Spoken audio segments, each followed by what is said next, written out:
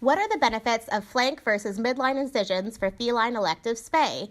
Brought to you by Kathleen, Melissa, and Alicia. Ladies and more ladies, buckle your seatbelts. This will be an immersive experience.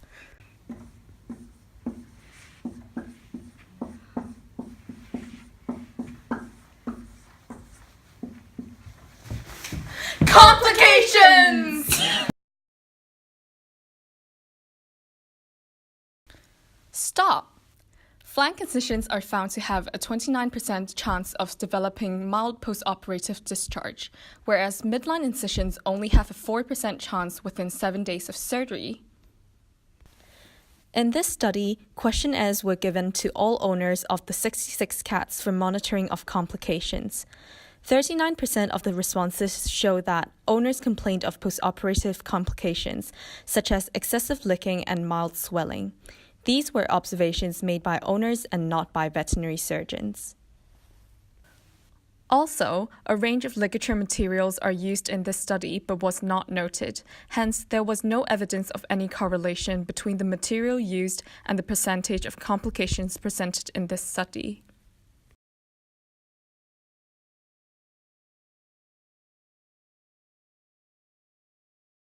Stop! While midline incisions are found to only have a 4% chance of developing mild postoperative discharge within 7 days of surgery, 12.5% of cats developed a severe surgical site swelling.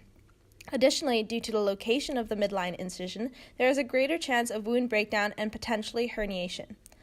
Also, the mean final length of the incision for a flank spay was found to be 2.6 centimeters compared to 3.1 centimeters for a midline incision.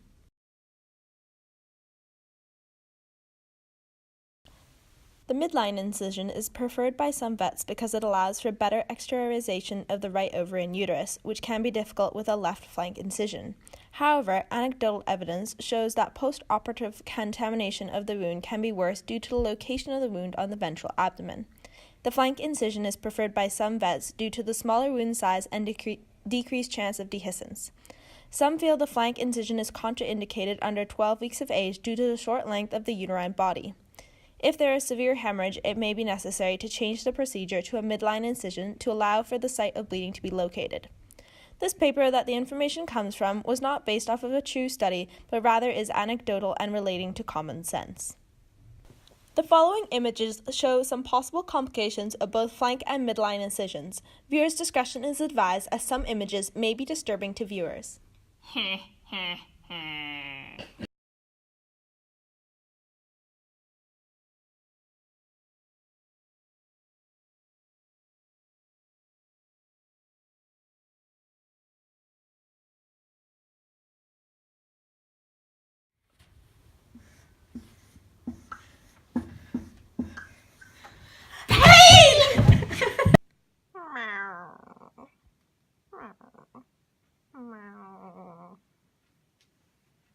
honey. Why are you so quiet today?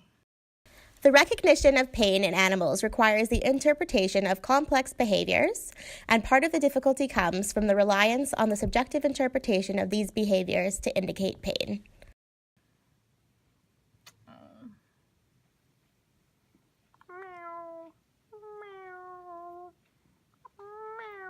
Hey, kitty. Hey, calm down. Calm down. Calm down. Okay, I'll leave you.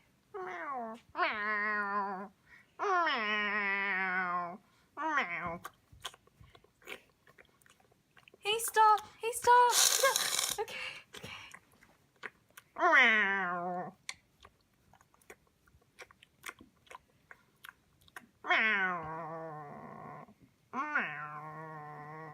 In this study, two systems for scoring pain were used: a visual analog scale, VAS, and a simple descriptive scale, SDS, in conjunction with measurements of heart rate and respiratory rate to assess the pain suffered by cats in the 24 hours after ovariohysterectomy by either flank or a midline approach.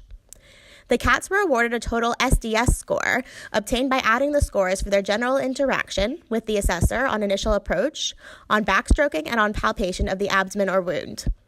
In addition, 2 assessments were made by VAS on basis of the cat's overall response to the observer and the presence of other pain-related behavior, such as immobility, restlessness, vocalization, and ability, and or willingness to move on stimulation. The baseline and later pain scores for each cat were obtained by adding the total SDS scores and the 2 VAS scores. In this study, there was a tendency for the cats operated on by the flank approach to have higher postoperative pain scores, although the difference was not significant. Any differences in postoperative pain between the 2 approaches could be due to differences in the sensitivity of the skin of the flank and midline, or of the musculature of the linea alba and flank to surgical trauma, or to less visceral pain being associated with the better visibility and accessibility of the uterus afforded by the midline approach. The authors consider that the last 2 reasons are the most likely. Conclusion. The results of our research are not as clear-cut as we thought it would be. According to our research, we believe that if pain is effectively managed postoperatively, then the flank approach is preferable. Thanks for watching! Mwahahaha.